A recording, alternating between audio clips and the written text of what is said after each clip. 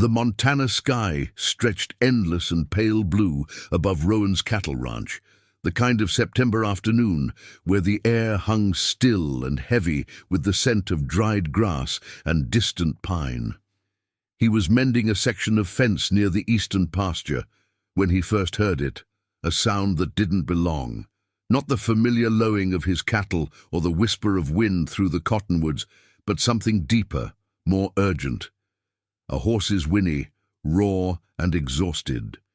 Rowan straightened, squinting against the afternoon glare. Through the shimmer of heat rising from the dirt road, a massive shape materialized, moving with the unsteady gait of something pushed far beyond its limits.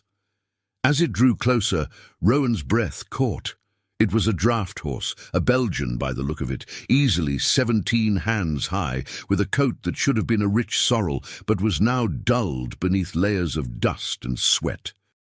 Foam flecked its chest, and its massive hooves dragged with each step, leaving deep imprints in the dry earth. The horse stopped at the gate to Rowan's property, its sides heaving. For a moment, it simply stood there, head lowered, as if gathering the strength for one more effort. Then it lifted its enormous head and looked directly at Rowan, and something in that gaze made his stomach tighten. There was intelligence there, yes. Draft horses were known for it, but also something else. Desperation. Purpose. "Easy there, big fella," Rowan called, setting down his tools and approaching slowly. He'd been around horses his entire 43 years, had grown up on this very ranch before taking it over from his father, but he'd never seen a draft horse in this condition just wandering loose. These animals were valuable, well cared for. Someone was missing this horse, and missing it badly. The Belgian didn't shy away as Rowan reached the gate. Instead, it pushed forward, nearly knocking the metal frame off its hinges with its sheer mass. Rowan quickly unlatched it, and the horse stepped through, then did something unexpected. It walked directly to the water trough near the barn, drank deeply for nearly a full minute, then turned back to face the direction from which it had come. It stamped one enormous hoof, then another, and released a sound, half whinny, half groan, that seemed to vibrate through Rowan's chest. "You're trying to tell me something, aren't you?" Rowan murmured, more to himself than the horse. He ran his hand along the animal's neck, feeling the tremors of exhaustion running through its muscles. The horse's coat was matted with sweat and dust, but beneath it, Rowan could feel the solid muscle of an animal that had been worked hard and cared for well, until recently. His fingers found something else, a leather halter, quality made, but worn, with no nameplate or identification. But there was something odd about it. The leather on one side was darkened, and when Rowan brought his fingers away, they came back tacky, not with sweat, but with something else. Blood. Old blood, mostly dried, but unmistakable.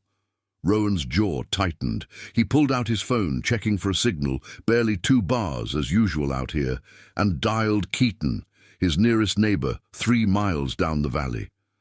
The call went to voicemail. "Keaton, it's Rowan. Got a situation here. Big Belgian draft horse just showed up at my place. Looks like it's been traveling hard for days. Horse is acting strange, like it's trying to communicate something.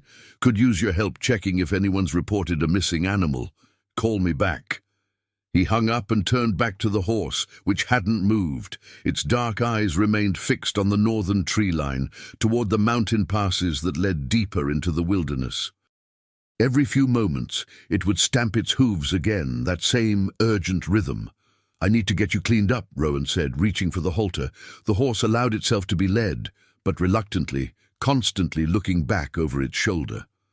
Rowan guided it into the barn, into one of the larger stalls he kept for the occasional horse boarding. He filled a bucket with fresh water, which the Belgian drank eagerly, and began gathering supplies to tend to its wounds. As he worked, carefully cleaning the minor cuts and abrasions on the horse's legs and flanks, he kept talking to it, an old habit that had always seemed to calm animals. "Where'd you come from, huh? And why'd you come here?"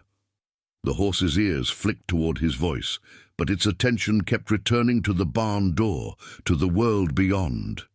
You're trained, that's obvious. Working horse. Logging, maybe. Or farm work. Rowan's hands found more evidence as he worked.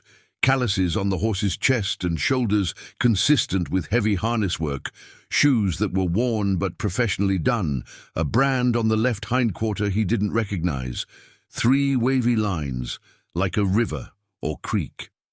The sun was beginning its descent toward the western peaks when Rowan finished. The horse was cleaned, watered, and had eaten a small amount of hay, though it seemed more interested in the barn door than the food. Rowan stepped outside to check his phone again. Still nothing from Keaton, but he had a text from Marlowe, the veterinarian who serviced most of the ranches in the valley. "Heard you might need me. Be there in 30. Rowan smiled slightly. News traveled fast in rural Montana, even without cell service. Someone must have seen the horse arrive. He texted back confirmation and returned to the barn. The Belgian was standing at the stall door, not agitated exactly, but alert, waiting. "Marlowe's coming to check you out," Rowan told it. "Make sure you're okay." The horse's response was immediate and startling. It reared back slightly, not in fear or aggression, but in what seemed like frustration, and released another of those deep, urgent calls. Then it pushed at the stall door with its massive head. "Whoa, easy!" Rowan said, but the horse pushed harder. The latch creaked, but held. "You want out? Is that it?" The Belgian's response was to stamp its hooves in that same pattern. 3 heavy strikes. Pause. 2 more. Pause. 3 again. It was deliberate. Too deliberate to be random. Rowan felt something cold settle in his gut. This wasn't just a lost horse. This was a horse with a mission. Marlowe's truck kicked up a trail of dust as it turned into Rowan's drive, just as the sun touched the mountain peaks, painting the valley in shades of amber and shadow. She was out of the cab before the engine died, medical bag already in hand, her grey-streaked blonde hair pulled back in its usual practical braid. "Let's see what you've got," she said by way of greeting, her sharp blue eyes already assessing the barn. Marlowe had been a veterinarian in this valley for 25 years and had seen just about everything, or so she claimed. Rowan led her inside, where the Belgian immediately turned its attention to the new arrival. Marlowe stopped short when she saw it, her expression shifting from professional curiosity to something else. "Jesus, Rowan, that's a Percheron Belgian cross if I've ever seen one. Worth $25, maybe $30,000. Where the hell did it come from?" "That's what I'm trying to figure out," Rowan said. "Showed up about 3 hours ago, walking up from the South Road. Looked like it had been traveling for days." Marlowe set down her bag and approached the stall slowly, speaking in the low, calm tones that had soothed 1,000 nervous animals. The horse watched her, but didn't retreat as she entered the stall and began her examination. Her hands moved expertly, checking teeth, eyes, legs, running along the animal's flanks and chest. "Male, 7 or 8 years old," she said, more to herself than Rowan. "Good condition overall, despite the obvious exhaustion. You've got dehydration, muscle strain, some minor lacerations and contusions. This horse has been working hard and recently—" Her fingers found the halter, the bloodstain. "But this is human blood, Rowan. Not much, but it's there." "I saw that," Rowan said quietly. "There's something else, the way it's acting, like it's trying to get somewhere, or lead me somewhere." Marlowe's hands paused, and she looked at him over the horse's back. "Lead you where?" "North, toward the mountains. Every time I try to settle it down, it gets agitated and starts facing that direction." Marlowe resumed her examination, but Rowan could see the wheels turning in her mind. She checked the brand on the hindquarter, pulling out her phone to photograph it. "This brand, I've seen something like it before. Give me a minute." She scrolled through her phone while Rowan waited. the only sounds the soft shifting of the horse and the evening chorus of crickets beginning outside. Finally Marlowe looked up, her expression grave. 3 wavy lines. That's the brand used by Thea Construction, or it was anyway. Old logging and construction outfit that worked these mountains back in the 90s and early 2000s. They used draft horses for timber work in areas too rough for equipment. Thea Construction, Rowan repeated. That name's familiar. Should be. Thayer Mackenzie. He built half the houses in Cascade County before he retired. Must be. What, 15 years ago now? Moved up into the mountains full-time to one of those old homesteads near Granite Peak. Keeps to himself. You think this is his horse? Could be. I know he kept a few of his old work horses when he retired. Said he couldn't bring himself to sell them after all the years they'd worked together. Marlowe stepped out of the stall, her face troubled. But here's what worries me, Rowan. Thayer lives alone up there. Has for years since his wife passed. And he's got to be close to 80 now. The implication hung in the air between them. Rowan looked back at the Belgian, which was watching them with that same intense, purposeful gaze. You think something's happened to him, Rowan said. It wasn't a question. I think this horse traveled a hell of a long way to get here, and I think it's trying to bring help back. Draft horses like this, they're bred for intelligence and loyalty. Some of the old-timers used to train them as emergency horses, taught them specific routes to take if there was trouble. My grandfather had one that could walk 15 miles to town and back on its own. Rowan pulled out his phone. I'll call the sheriff. Good luck with that. Deputy Marcus is handling the whole county tonight. Sheriff Johnson's at that conference in Billings. Response time out here is going to be hours, and it'll be dark soon. Marlowe checked her watch. Thayer's place is, 8 miles from here if you go through the old logging roads, more if you take the highway around? You're suggesting I follow this horse into the mountains, at night. I'm suggesting that if Thayer Mackenzie is in trouble up there, this horse might be the only reason anyone finds him in time. Marlowe met his eyes steadily. But it's your call. I can stay with the horse, call in the sheriff's office, wait for official help. Rowan looked back at the Belgian. As if sensing the discussion, the horse pushed at the stall door again, releasing that deep, urgent call. 3 stamps, pause, 2 stamps, pause, 3 more. That pattern, Rowan said slowly. It's deliberate. Like it's been trained. Probably was, Marlowe confirmed. Old logging outfits taught their horses specific signals. 323 might mean emergency or help needed. Hard to say without knowing Thayer's system. Rowan made his decision. I'm going. Can you call the sheriff anyway? Let them know what's happening? I'll take my truck as far as I can, then follow on foot if I have to. Take the horse, Marlowe said. It knows the way better than any GPS will up there. Most of those old logging roads aren't even on maps anymore. In the dark? Draft horses have excellent night vision, better than yours, and this one clearly knows where it's going. Rowan hesitated, then nodded. I'll need to gear up. Flashlights, first aid kit, emergency supplies. I'll get him ready for travel, Marlowe said, already moving. And Rowan, be careful. If there's blood on that halter, and if this horse made it this far this fast, whatever happened up there wasn't good. 20 minutes later, Rowan was leading the Belgian out of the barn, now fitted with a proper saddle, one of the heavy-duty ones he kept for the rare occasions he needed to ride into rougher terrain. The horse accepted the tack without resistance, but its entire body thrummed with anticipation. The moment Rowan swung up into the saddle, awkward on such a massive animal, the Belgian began walking, not waiting for direction, heading straight for the northern tree line.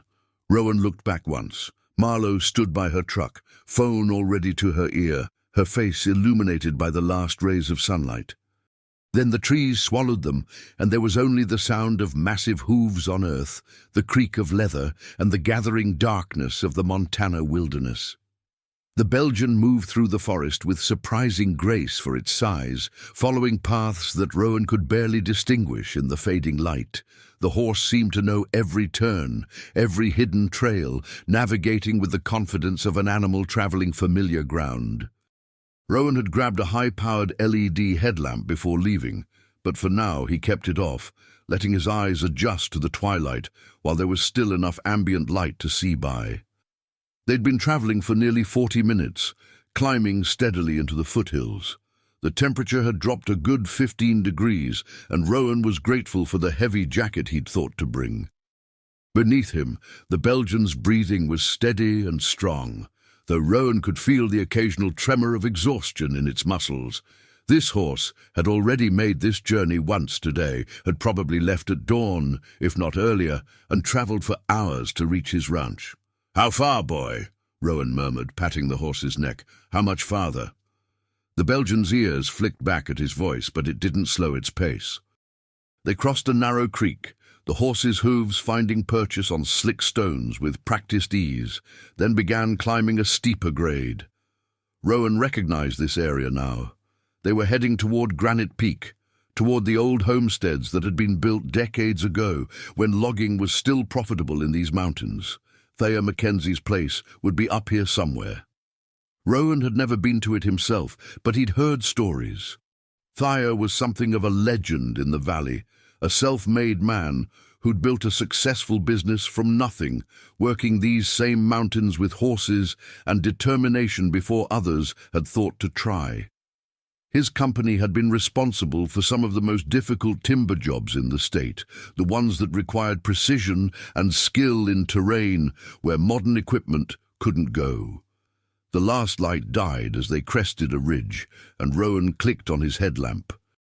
The beam cut through the darkness, illuminating pine trunks and patches of wild grass. The Belgian barely reacted, just kept moving, sure-footed even in the dark. Rowan checked his phone. No signal this deep in the mountains, and settled in for what might be a long ride. But 10 minutes later the horse's pace changed. It began moving faster, its massive body surging forward with renewed energy. Rowan tightened his grip on the reins, though the horse didn't need guidance. It knew where it was going. They burst out of the trees into a small clearing, and Rowan's headlamp swept across a scene that made his chest tighten. A homestead. Old but well-maintained, with a barn, a small house, and various outbuildings. But there was something wrong. The barn doors hung open, one hanging askew on its hinges. Tools lay scattered in the yard as if dropped in haste. And there, near the house, a four-wheeler was overturned, its front end crumpled against a large rock. The Belgian made straight for the barn, releasing that urgent call again. Rowan dismounted quickly, his boots hitting the ground hard. "Thayer!" he called out. "Thayer Mackenzie!" Silence, then faint from inside the barn. "Here! I'm here!" Rowan ran, his headlamp beam bouncing wildly. The barn was dark, smelling of hay and horse and something else. Blood. He swung the beam around and found him, an elderly man, thin but wiry, lying on his side near an empty stall. His left leg was bent at an unnatural angle, and his face was pale with shock and pain. But his eyes were clear, and they focused on Rowan with desperate relief. "You found him!" the old man Thayer gasped. "Goliath! He brought you!" "Don't move," Rowan said, already kneeling beside him, hands moving to check for injuries. "I'm Rowan Collins from down the valley. Your horse came to my place. How long have you been here?" Since yesterday afternoon. Tried to load hay. Four-wheeler hit something, flipped, legs broken, maybe ribs too." Thayer's breathing was labored. "Couldn't get to the house. Phone's in there. Crawled in here. Was warmer." Rowan's trained hands found the injuries quickly. A compound fracture of the left tibia, visible through torn denim. Possible broken ribs on the right side. Signs of hypothermia. Thayer had been lying here for over 24 hours, possibly longer. "Goliath," Thayer whispered. "I told him. Told him to go get help. Trained him years ago. Emergency route. Wasn't sure he'd remember." Rowan looked back at the barn entrance, where the massive Belgian, Goliath, stood watching, still breathing hard, but alert. The horse had travelled probably 15 miles through rough mountain terrain to reach Rowan's ranch, had somehow known to go there, and then had led Rowan back here through the darkness. He remembered, Rowan said quietly. Then louder, "I need to get you stabilized and call for help. Can you stay conscious while I work?" "Been staying conscious for a day and a half," Thayer said with a weak attempt at humor. "Don't plan to stop now." Rowan worked quickly, his hands steady despite the adrenaline coursing through his veins. Years of ranch work had taught him basic emergency care, enough to know that moving Thayer without proper stabilization could kill him. The compound fracture needed immediate attention, and those possible broken ribs could mean internal bleeding or a punctured lung. "I'm going to stabilize your leg," Rowan said, already pulling supplies from his emergency pack. He'd brought a basic first aid kit, blankets, and some emergency splinting materials, standard gear for anyone working these mountains alone. "It's going to hurt." "Can't hurt." "Worse than it does," Thayer managed, but when Rowan began working, his face went grey and sweat broke out on his forehead. Rowan talked him through it, keeping his voice steady, explaining each step as he carefully cleaned the wound as best he could, then used splint materials to immobilize the leg. "You need antibiotics," Rowan said, "and surgery. That bone needs to be set properly." "I know," Thayer breathed. "Hospital in Cascade City, 2 hours by ambulance." Rowan checked his phone again. Still no signal. He'd need to ride back down to where he could get reception or use Thayer's landline in the house, if he had one. But leaving Thayer alone after finding him felt wrong. The old man was clearly going into shock, his body shutting down after nearly 30 hours of trauma and exposure. "Your house," Rowan said. "Do you have a landline?" "Dead. Storm last week. Knocked down lines. Haven't had time to fix it." "Of course." Rowan looked around the barn, thinking. He had limited options and time was critical. Thayer needed professional medical help, and he needed it soon. Goliath solved the problem. The massive horse moved closer, pushing his huge head over the stall door where Rowan was working. He looked at Rowan, then at Thayer, then back at Rowan. Then he did something extraordinary. He walked to the side of the barn where a large cart sat, the kind used for hauling hay or equipment, and stood beside it, looking back at them expectantly.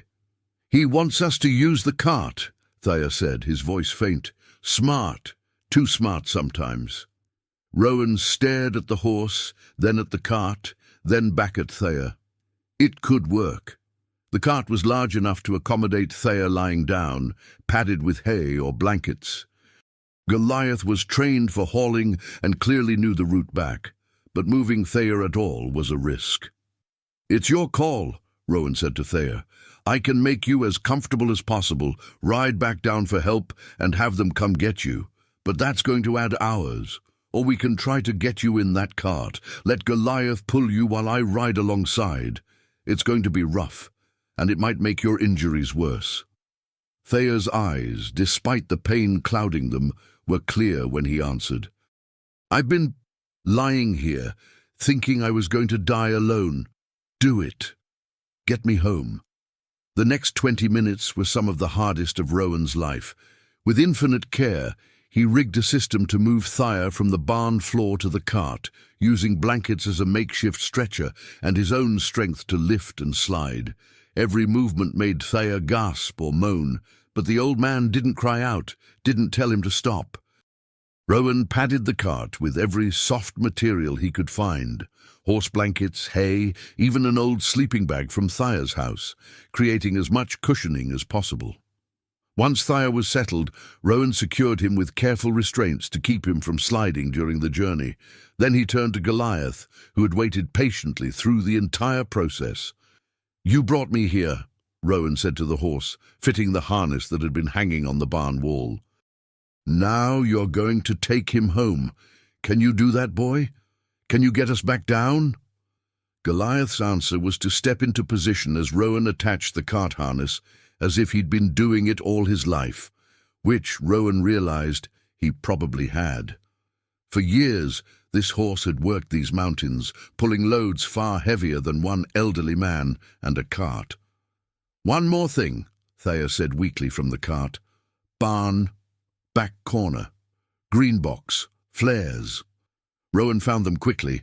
A box of emergency flares. He understood immediately. He lit 3, placing them around the property in visible spots, their red glow harsh in the darkness. If searchers came looking, they'd see this. It was a signal that someone had been here, that help had arrived. "Ready?" Rowan asked, mounting his saddle and positioning himself beside the cart. "Been ready for over a day," Thayer said. Goliath began walking, and the journey back began. The descent was agonizing. Every bump, every rock, every slight incline made Rowan's heart clench with worry about Thayer's condition. But Goliath moved with a caution and awareness that seemed almost human. The horse chose his path carefully, avoiding the roughest terrain, taking the longest but smoothest route, even when shorter options existed. More than once, Rowan had to stop and check on Thayer, making sure the old man was still conscious, still breathing, still fighting. "Tell me about Goliath," Rowan said during one of these stops, trying to keep Thayer alert. "How'd you train him?" Thayer's eyes opened, focusing with effort. "Started when he was 2. Stubborn colt, but smart. So smart. Taught him routes through the mountains, emergency procedures. If something happened to me, wanted him to know how to get help." "You taught him to go to my ranch, specifically?" "No. Taught him to go to the nearest inhabited property he could find. Used to practice, would have him make runs to different places, always came back, always." Thayer's breathing was shallow, but his voice held pride. "Retired him 5 years ago? Didn't think he'd remember. But he did." They crossed the creek at the same spot as before, Goliath moving with even more care now that he was pulling the cart. Water splashed up, cold in the mountain night, and Rowan could see his breath in the headlamp beam. It had to be well below 40 degrees now. "Almost there," Rowan encouraged, though he wasn't entirely sure. Time had become elastic in the darkness, each minute stretching into what felt like hours. His legs ached from gripping the saddle, his shoulders burned from tension, and his hands were cramping from holding the reins. But every time he thought about stopping, he looked at Thayer, pale and still but alive, and pushed on. It was just past 11 when Rowan's headlamp finally caught the glint of something ahead. Reflectors. The county road. They'd made it out of the mountains. Rowan nearly sobbed with relief. "Thayer," he called, "we're back to the main road. Can you hear me?" A weak sound from the cart. "Hear you." Rowan pulled out his phone, seeing bars appear on the screen like a miracle. He dialed 911, his fingers shaking. "911, what's your emergency?" "This is Rowan Collins. I'm on County Road 47, about a mile north of the junction with Highway 12. I have an elderly man with serious injuries, compound leg fracture, possible broken ribs, in shock. He's been injured for approximately 30 hours. We need an ambulance immediately." The dispatcher's voice became sharp and professional. "Is the patient conscious?" "Barely. He's been going in and out. I've stabilized the leg as best I could, but he needs surgery. Emergency services are on their way. Stay on the line." Rowan stayed on the line, answering the dispatcher's questions, but his attention was split between the phone and Thayer. The old man had gone quiet, too quiet, and when Rowan dismounted and checked on him, his pulse was thready and weak. "Come on, Thayer," Rowan said, gripping the old man's hand. "Stay with me. We didn't come all this way for you to check out now." Thayer's eyes cracked open. "Goliath?" "Right here. He's fine. You both did good. Real good. My daughter, Brielle, in Cascade City. Call her." "I will. I promise. But you're going to tell her yourself, understand? You're going to see her yourself. Sirens cut through the night, distant but getting closer. Rowan had never been so grateful to hear that sound in his life. He positioned himself by the road, waving his flashlight, and within minutes an ambulance and a sheriff's deputy vehicle were pulling up, their lights turning the night into a strobing chaos of red and blue. The paramedics moved with practiced efficiency, swarming over Thayer, assessing, stabilizing, preparing for transport. One of them, a woman in her 30s with short dark hair, looked up at Rowan with respect. "You did good work here. That splint probably saved his leg, maybe his life. How'd you find him?" Rowan looked at Goliath, who stood patiently beside the cart, steam rising from his massive body in the cold air. "He found me. The horse. He walked 15 miles to my ranch, then led me back." The paramedic followed his gaze, her eyebrows rising. Seriously. Thayer trained him years ago. Emergency protocol. The horse remembered. She shook her head in wonder. "That's incredible." They loaded Thayer into the ambulance, working carefully. Before the doors closed, the old man reached out a hand, catching Rowan's arm with surprising strength. "Take care of him," Thayer said. "Goliath, until I can come back for him." "I will," Rowan promised. "He'll have the best care I can give. And tell Brielle. Tell her I'm sorry I scared her." The doors closed, and the ambulance pulled away, sirens wailing into the night. The deputy, Marcus, Rowan remembered, approached, notebook out, ready to take a statement. But first, he looked at Goliath. "That the horse that did all this?" "That's him." Marcus whistled low. "I've been in law enforcement 15 years, seen a lot of amazing things. But a horse traveling 15 miles through mountains to bring back help, that's a first." Rowan gave his statement, explaining the events of the past hours. By the time he finished, it was past midnight, and exhaustion was crashing over him like a wave. Marcus offered to trailer both horses back to Rowan's ranch, and Rowan accepted gratefully. It was nearly 2 in the morning when Rowan finally got Goliath settled in the barn, in the same stall he'd occupied earlier. The massive horse drank deeply, ate a measured amount of grain, and then, finally, lay down in the fresh straw, his enormous body going still with exhaustion. Rowan sat on a hay bale watching him. This horse had done something extraordinary. Had remembered training from years ago, had known when his human was in trouble, had travelled through rough terrain for hours to find help, and then had led a stranger back through the darkness to complete a rescue.